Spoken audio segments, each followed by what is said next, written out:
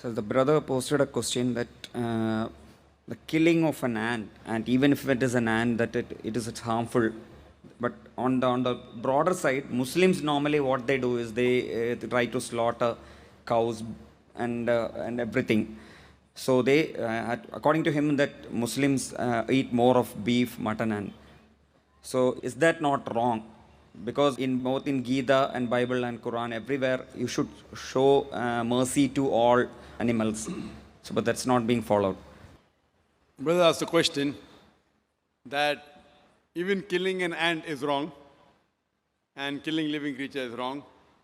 So why do Muslims have non-veg by having mutton, beef, killing animals? Isn't it wrong? Shouldn't we show mercy?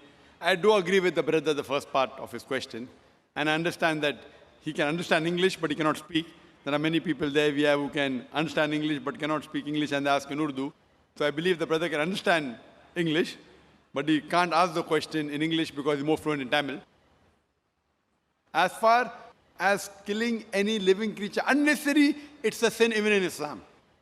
Even in Islam, it's a sin to kill any living creature unnecessary. And there are hadith in which the Prophet has said, when a person was there making a bonfire, the Prophet said, don't make a bonfire there because there are ants. Shift the position. That means the Prophet also was worried that that bonfire may kill the ants. So he asked the Sahabas to shift the position so that the ants don't get killed.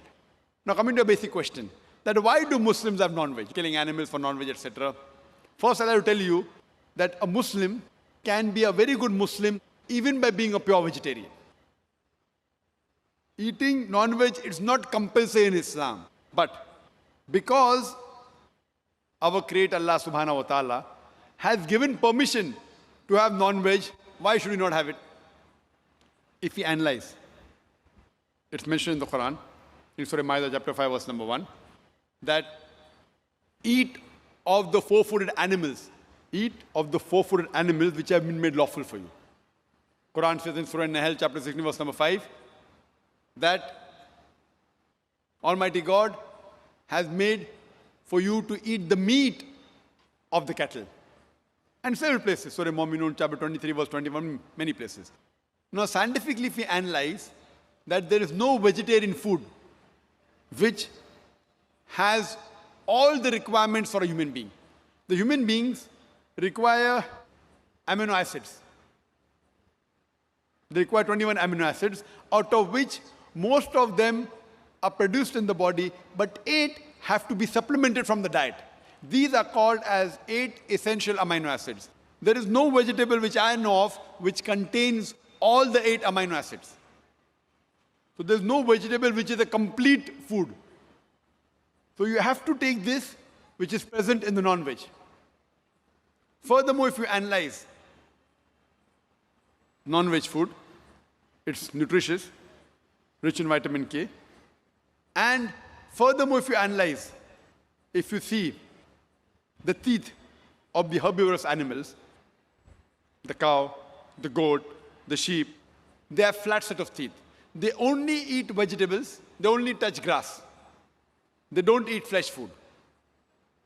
If you analyze the set of teeth of the carnivorous animals, tiger, lion, leopard, cheetah, they have a pointed set of teeth. They have a canine set of teeth. These animals are known as carnivorous animals. They only eat flesh. They don't eat vegetables.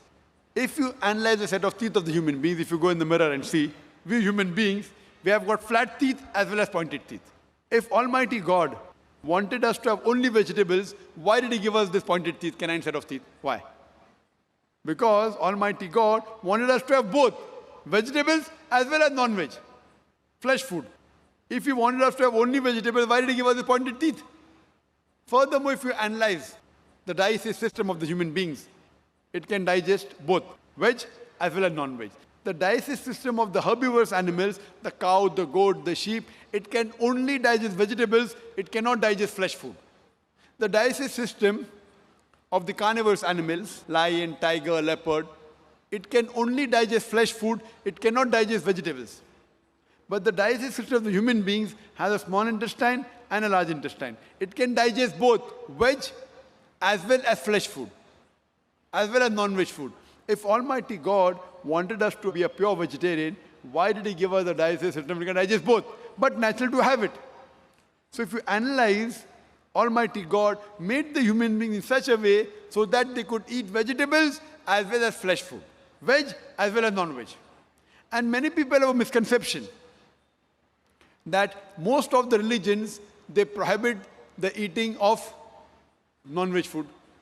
And many of the Hindus, they have a misconception. And they think that Hinduism prohibits the eating of non-veg food. In fact, if you read the Hindu scriptures, if you read Manusmriti, chapter number 5, verse number 30, it says, Almighty God created some animals to eat and some to be eaten. So those who eat the animals created to be eaten, you're not doing a sin. It's mentioned Manusmriti, chapter number 5, verse number 39. Almighty God created sacrificial animals. So if you eat the sacrificial animals, you're not doing a sin.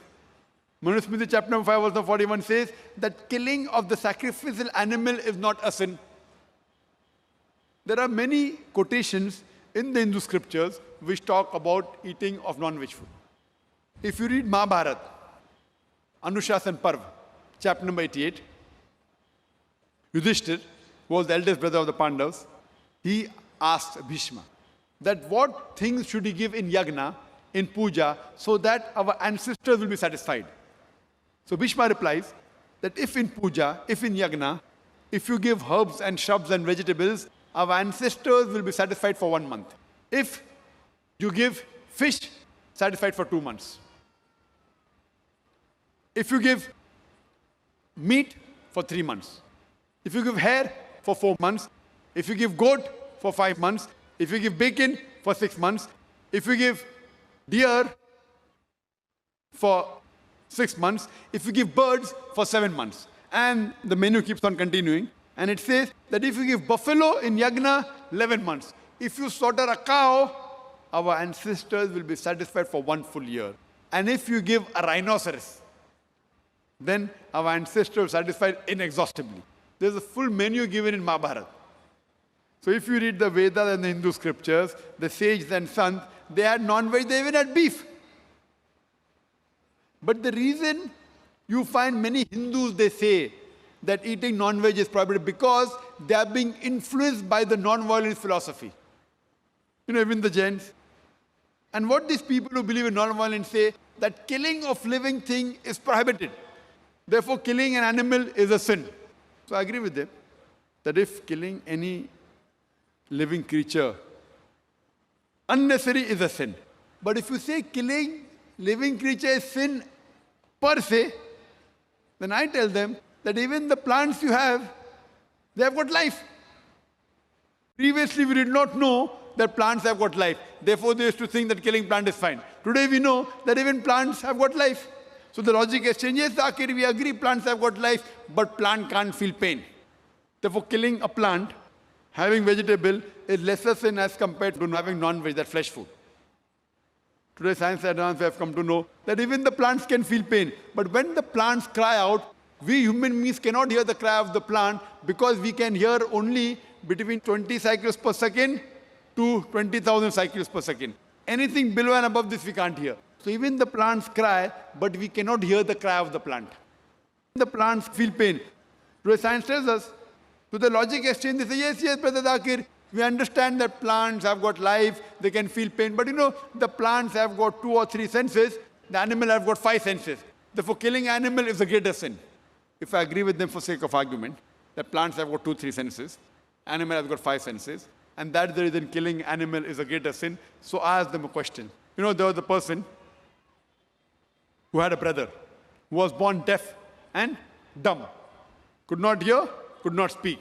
And someone goes and kills him. Suppose you have a brother who was born deaf and dumb, cannot hear, cannot speak. And if someone kills him, will you go and tell the judge, me Lord, give the murderer less punishment because my brother had 2 senses less? He could not hear, he could not speak. Will you say that? Or you will tell, me Lord, give the murderer double punishment because my brother was masoom, he was innocent. He could not hear, he could not speak. So in Islam, it does not mean that if you have 2 senses less, you have less punishment, or you have more senses, more punishment. Quran says, eat of the good things they have provided to you. As long as the thing is good and halal, it is permitted, you can have. So in Islam, we are allowed to slaughter animal only for eating. Unnecessary for hunting, for sports is prohibited. Like making a bonfire, ants are being killed, the Prophet said don't do it. So killing any living creature is prohibited unless if it is for eating, for survival, and it is amongst the permitted animals which God has given permission.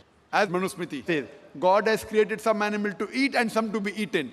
If you kill the animal to be eaten, you're not doing a sin. Otherwise, generally, I per se, if you analyze, I've got no problem if the non-Muslims don't have non-veg. Because if every non-Muslim in India starts having non-veg, then the price of mutton and beef will go high. So I've got no problem if the non-Muslims don't have non-veg. But if anyone takes an objection that killing animal is a sin, that's the time I give this answer. Otherwise, in Islam, you can be a very good Muslim even by being a pure vegetarian. But since Allah has given permission, there is no harm if you have non-veg, as long as it is among the permitted animals. Hope that answers the question.